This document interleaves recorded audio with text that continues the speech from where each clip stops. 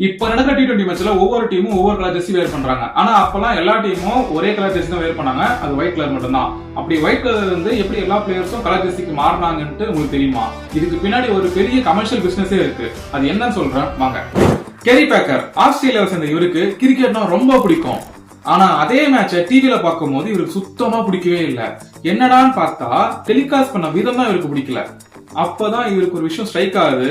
கிரிக்கெட்டை மட்டும் ஒழுங்கா டெலிகாஸ்ட் பண்ணா அதுல பல கோடி பிசினஸ் பார்க்கலாம்னு ஒரு ஐடியா வருது.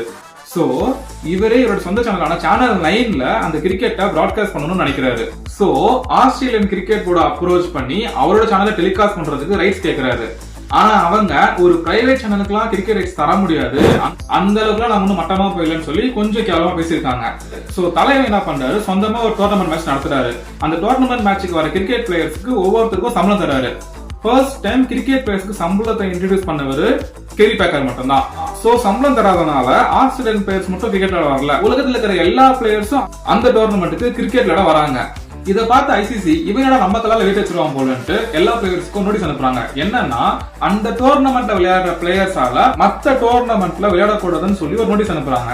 இதை பார்த்த கேரி பேக்கர் கோர்ட்ல கேஸ் போடுறாரு. என்னன்னா எந்த டோர்னமெண்ட்ல விளையாடணும் விளையாடக்கூடாதுன்றது தனிப்பட்ட பிளேயரோட விருப்பம், அதை யாரும் தடுக்க கூடாதுன்னு சொல்லி கேஸ் போடுறாரு. அந்த கேஸ்ல அவர் ஜெயிக்கவும் செய்யறாரு. ஆனா ஐசிசி சும்மா இருப்பாங்களா? என்ன பண்றாங்க, கேரி பேக்கருக்கு ஸ்டேடியமே கிடைக்காத மாதிரி பண்ணிடுறாங்க. இப்பதான் கேரி பேக்கருக்கு ஒரு மாஸ்டர் பிளானே வருது.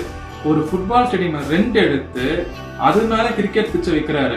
அவரு தான் ஃபுட்பால் ஸ்டேடியத்துல டாப்பிங் பிட்ச் அறிமுகப்படுத்தி அதுல கிரிக்கெட் மேட்ச் நடத்துறாரு. செகண்ட் பிளான், கிரிக்கெட்டை டே டைம்ல கன்சியூம் பண்ற வியூவர்ஸை விட நைட் டைம்ல கன்சியூம் பண்ற வியூவர்ஸ் அதிகம். சோ அவரோட டோர்னமெண்ட்ல எல்லா கிரிக்கெட் மேட்சையும் நைட் வைக்கிறாரு. ஆனா நைட்ல வச்சா எப்படி கிரிக்கெட் மேட்சை பாக்குறது? சோ அந்த ஃபுட்பால் ஸ்டேடியம் சுத்தி நிறைய லைட்ஸ் வைக்கிறாரு விசிபிலிட்டிக்காக. அது மட்டும் இல்ல, கலர் பால கிரிக்கெட் விளையாடுறதை விட ஒயிட் பால விளையாடினா அது இன்னும் விசிபிளா இருக்குன்றதுக்காக ஃபர்ஸ்ட் டைம் ஒயிட் பால இன்ட்ரோடியூஸ் பண்றாரு கிரிக்கெட்ல. இது மட்டும் இல்ல, இன்னொன்னு பண்றாரு. அப்பெல்லாம் ஒரு கேமரா வச்சுதான் கிரிக்கெட்டை மொத்தமா கவர் பண்ணுவாங்க. But first time 6 camera introduce பண்றாரு. இதோட கேரி பேக்கர் நிறுத்தல, ஒயிட் ஜெர்சி தூக்கிட்டு கலர் ஜெர்சி இன்ட்ரோடியூஸ் பண்றாரு.